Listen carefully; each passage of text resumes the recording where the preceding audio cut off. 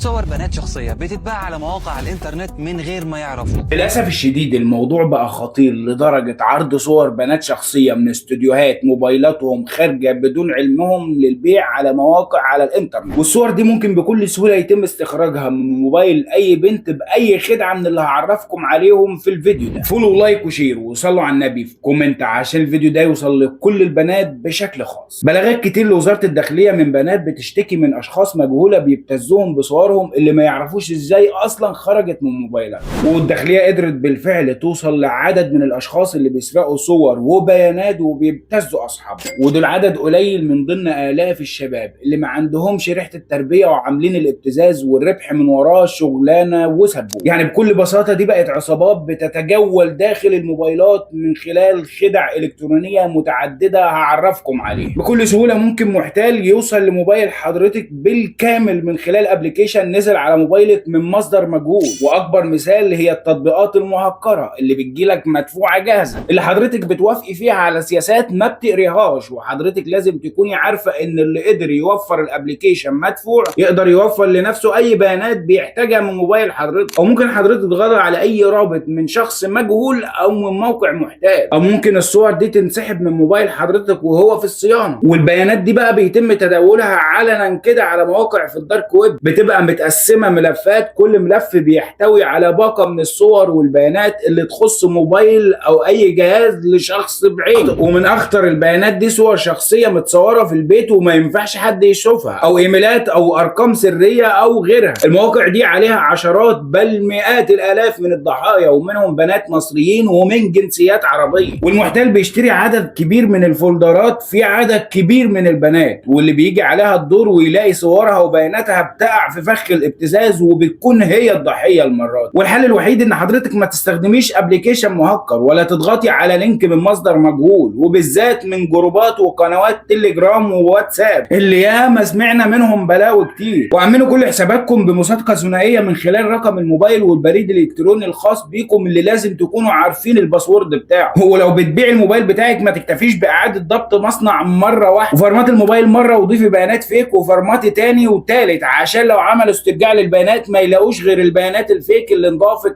اخر مرتين. وما توديش الموبايل للصيانه وهو عليه صور ما ينفعش حد يشوفها، ولو حد في اللي شاف الفيديو ده اتعرض لموقف او يعرف موقف ابتزاز يشاركوا معانا في الكومنتات. ما تبعتيش اي صوره شخصيه يمكن اي حد مهما يبدو، اي حد يجي يبيع الموبايل بتاعه لازم يكون متاكد مليون في الميه ان هو مسح كل الداتا على الموبايل، ومش بس عمل استعاده ضبط مصنع، لازم يملى الذاكره بتاعت الهاتف اكتر من مره ويمسحها مسح تام ويرجع يملاها تاني ويمسحها تاني. ووصل الفيديو ده لغيرك بفولو لايك وشير وصلى على النبي.